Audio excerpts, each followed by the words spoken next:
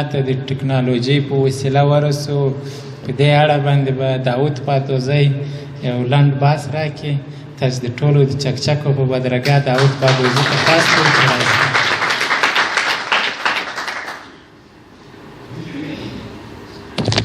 اعوذ بالله من الشیطان الرجیم. بسم الله الرحمن الرحیم. یو خو د تقریر دپاره تیار نه ولم. دومه خبر دا ده ډېر معزز میلمانه ناست دي، نو زما دپاره به خبره کول ضرور مشکل وي، ولې د الفاظ چناو او زه به څه وایم.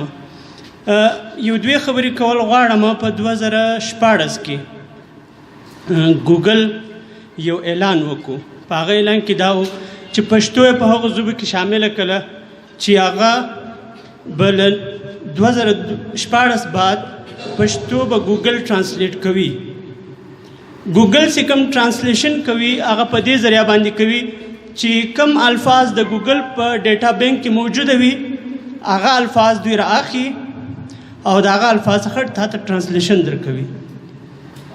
زه په خپله په پښتو کې مې ډېر وخت خبره نه ده کړې، که کله په انګریزي ټکی یا د اردو ټکی په خوله راسي نو بخښنه غواړم. ډېر خوند یې وکړ. کم یو څو غزلې ما واورېدې، انقلابي عنصر پکې زیات دی، د قوم درد کې موجود دی، اور د سیمې د علاقې کوم خواري او تباهي ده هغه کې موجوده ده. یو بل کوم شی چې ټرانسفارمیشنل یا تداویلی چې انتهایی زیات بدلون یې راوستلی دي هغه د سوشل میډیا. سوشل میډیا په ذات خود خپل فائدې هم لري او نقصانات هم لري. فائدې په دې حد زیاتې دي چې په ډېره اسانه طریقه باندې موږ له یو بل سره تعلق پیدا کولی سو، له یو بل سره تړون پیدا کولی سو، اور خپل پیغام په ډېر زر طریقه سره یو بل ته رسولی سو. د دې سوشل میډیا په مدد سره یو خاص پهلو دی، یو خاص اړخ دی چې په هغه باندې خبرول زموږ دپاره ضروري دی. هغه دا دی چې سوشل میډیا یو ټیکنیکل شی دی. انساني ذهن په کم طریقه کار کوي. سوشل میډیا له هغه څخه بالکل لږ مختلفه په دې سنس کې ده چې هغه یو مشیني طریقه باندې کار کوي. مشیني طریقه ته چې کوم شی ته ور وښیې دی په هغه طریقه باندې چلیږي. مثال یو خبره درته کوم، که زه له عزیز صاحب سره میلاو سم د عید د مبارکۍ دپاره، نو ما ته هېڅکله دا نه معلومېږي چې ما او عزیز صاحب په خپل مابین کې څو کسان مشترکه دوستان لرو چې دی هم پېژني زه هم پېژنم. نه زه په دې خبره یم چې په دې حال کې چې کوم کسان ناست دي په دې کې څو کسان چې دي هغه زما دوستان دي یا زه پېژنم، یا که کوم سړی زه پېژنم د هغه چې کوم دوستان دي په هغو کې زه څو کسان پېژنم.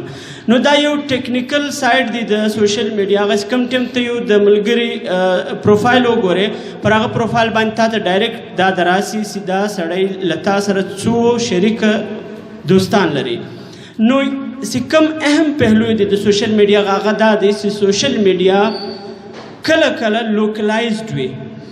لوکلایز مطلب دا دی چې دا مشاعره په کم یو د سوشل میډیا په کومو کونک کې د دې مشاعره لایو سټریمینګ موجوده دی، د دې مشاعرې ویډیوز موجوده دي. ضروري نه دی چې داود یو ځای ناست هغه په خبرې. د هغه وجه دا ده چې کوم کسان نږدې سره کنیکټډ دي، تعلق سره لري، هغه کسان خو په یو بل سره خبر سي، لیکن کم کسان چې مثال په کراچۍ، لاهور، اسلام آباد په بل ځای کې دي هغه عموما له هغه څخه ناخبره وي. ولې سوشل میډیا ستا پر لوکیشن باندې هم اثر لري، ستا پر ژبه باندې هم ستا دوستان ستا پوسټونه در سجسټ کوي، در ښکاره کوي. مثال یو خبره درته کوم، په اوس د نږدو شپو کې له ما سره یو مطلب یو قسم ته ورته ویلی چې یو واقعه وسوله. هغه واقعه دا وه چې په فیسبوک باندې یو پوزیشن راغلی و، پوسټ نوم و مارکیټ سپیشلیسټ پښتو. د دغه پوسټ کردار او کار یې دا یې که چیرې خدای دې نه کړي یو سړی پر فیسبوک باندې یو غلطه خبر وکړي، که هغه ښکنځا وي یا ریسسټ یو خبره یا یو داسې خبره چې هغه د فیسبوک د پالیسي خلاف وي، نو هغه به دی صرف داسې کار به کوي چې ټرانسلیټ کوي به د هغه پر بنیاد باندې بیا د فیسبوک انتظامیه یو فیصله کوي چې دا څه کېدل پکار دي. نو هغه پوزیشن چې کوم وي هغه په آیرلینډ او ډبلن کې د هغه مطلب بیسډ و. په هغه پوزیشن کې ډېر بهترینه. ولې زه په خپله له بچپنه څخه له ټکنالوژي سره انتهایی زیات شوق لرم. زما دپاره یو ډېر د ایکسایټمنټ خبره اوس په انټرنیشنل سطح د فیسبوک رنګه یو ارګنایزیشن زه شارټ لیسټ کړم د یو پوزیشن دپاره، لیکن د اول انټرویو بعد دا پروسس سمپل په یو ایمیل په ذریعه باندې دوی ماته اطلاع راکړه چې موږ دا جاري نه ساتو، موږ یې رکاوو.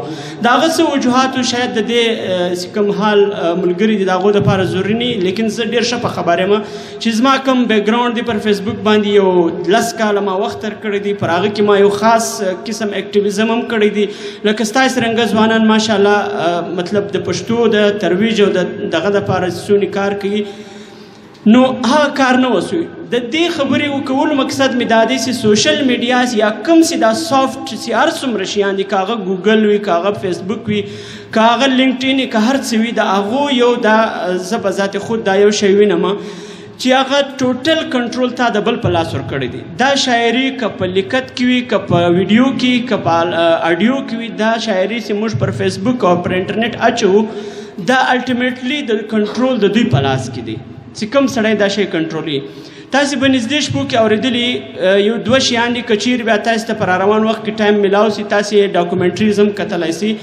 یو کیمبریج انالیټیکا او یو SCL یو سکینډل دا نږدې شپو کې ښکاره سو، خاص طور په د امریکا کې سي انتخابات کې د پاغه کې معلوم سو.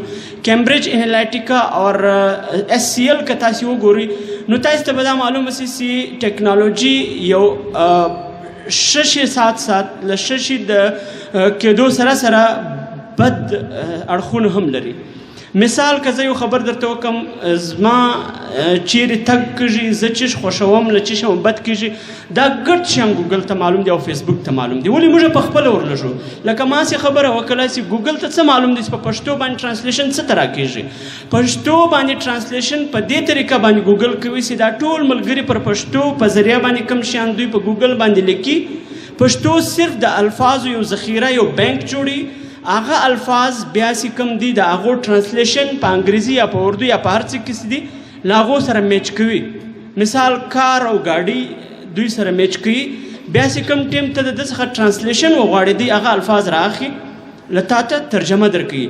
دا ګردې لیارې کله که چیرې تاسې لوی لوی ښارو ته تللي یاستو، میپس مو کتلي، دا میپس هم د ګوګل څخه موږ په خپله دا جمع کړي دي په ګوګل کې. یعنی مطلب زه یو قسم تصویران پر ګوګل باندې اچوم د داود باتوزي په نامه باندې 2 میلیونه کسانو هغه کتلي دي، 2 میلیونه کسانو، او په دا حال کې کېدای شي یو سړی هم نه یې لیدلي. دا ډیپینډ کوي کوم ټیمز ته هغه خاص لفظ سرچ کې. مثال که ته لورلایي ولیکې، کېدای شي په ګوګل کې هغه زما نوم دراسي یا هغه یو ځای یو تصویر د ښکاره سي. ټیک سو، د دغه صرف مقصد مې دا و چې ګوګل، فیسبوک یا هر څه چې پر انټرنیټ باندې ښودل کېږي، د هغه یو فایده چې کومه د هغه دا ده چې هر سړی په هغه لمحه باندې که په دنیا په هر سایډ کې و په خبرېږي، لیکن یو کوچنی نقصان یې دا دی چې هغه ټوټل انډر کنټرول دی، ټوټل مکمل د هغه باندې د بل اختیار دی. نو لہذا چې کوم دا ځوانان لیکت کوم ماشاءالله یو داسې شاعري کوي چې د هغه یو مثال نه میلاوږي، هغه په کار دی چې په کتاب په شکل کې هم زموږ د ځوانانو دپاره موجوده وي. نو زه ستاسې ډېر ټایم نه اخلم او زه بخښنه غواړم، بغیر تیاري راغلی یم او انسټرکچرډ یو قسم ما 2-3 خبرې وکړلې. زه ډېر خوشحاله کېږم چې دا ملګري کوم دي هغه د پښتو. ما یو خبره یو زمانه کې زه په خپله په کراچۍ کې جاب کوم، هغه یو ملګري یو ګپ راته وکړه، ولې یار پښتو کون پڑھتا ہے، کون بولتا ہے، کون پڑھتا ہے یا کون لکھتا ہے. مال شاید آپ کو پتہ نہیں کہ کتنے لوگ پشتو لکھتے بھی ہیں، پڑھتے بھی ہیں اور سمجھتے بھی ہیں. اور پښتو د لیکلو دغه خبره چې کومه ده هغه یو خو ګوره لوکلایزډ وي، د بهر خلک په خبر نه وي. زموږ د دا ټولو ځوانانو ته دا پکار دی چې که د دا نن ورځې کم ویډیوز په کم ګروپ باندې اویلیبل دي، هغه ګروپ نه صرف دا نور ځوانانو ته وروشي، هغه ځوانان بیا په خپله شیر هم کړي. د شیر کېدو څخه دا فایده کېږي که له تا څخه د بهر خلک مطلب ول هغه بیا مخ ته بیا شیر کړي او هغو ته معلوم سي هغه ستا پیجز لایک کړي او هغه پر مخ باندې تللی سي.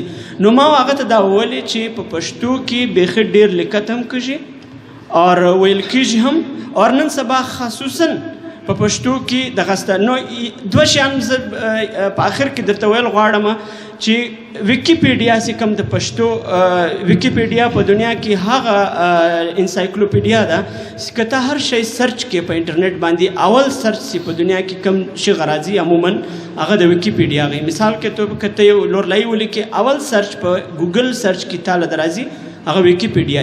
ویکیپیډیا د انسانانو د خپل لاس لیکلی شی دی، په هغه کې اوشتیام کېدای دروغ هم کېدای، لیکن هغه دی شی دی چې انسانانو په خپله لیکل. لکه ما چې دا وویل ګوګل نقشې چې کوم دي هغه انسانانو کنټریبیوټ کړي دي. نو دا ګډ ځوانان چې کوم شاعري کوي نثر کوي هغو ته دا درخواست دی چې پر ویکیپیډیا باندې هم خپل انټریانې واچوي او په هغه انټریانې کې د خپل نظمونه دي او دغه دي هغه ولیکوي. مختلف شعرا دلته ناست دي. زه پزنم منیب صاحب د موږ سره په سیو د چلډرن کې په یو معمولي تنخواه باندې کار کوي.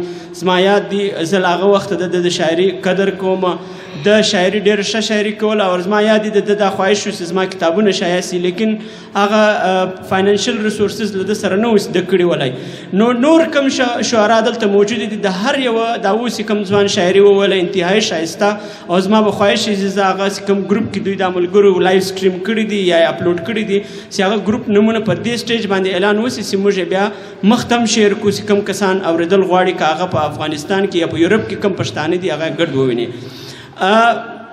خبرې ډېرې دي خو لیکن یوه خبره آخري دا ده چې په شعرا د نړۍ هغه واحده کسان دي چې هغه د قوم درد د قوم تکلیف محسوسوي او تاسې په شاعري کې د هغه ریفلیکشن هم ویناسو چې کوم دوی شاعري کې ډېر خلک وي هغه نه صرف خاموشه سي او خاموشي بعد دوی د ظالم او د غاصب سره دوی ولیاړ وي. موږ په ژوند کې کیدای سي میډیا کله مسګایډ کړي، کله یو خاص قسم لټریچر یا یو کریکولم مسګایډ کړي، لیکن بعض اوقات چې کوم ټیم تاته یو رښتیا ښکاره سي بیا په کار دی سړی له رښتیا سره ودرېږي. دا د انسانیت هم تقاضا ده، د پښتو هم تقاضا ده او د بحیثیت مسلمان د مسلمانۍ هم تقاضا ده. ډېره مننه چې تاسې ماته موقع راکړې دوه خبرو.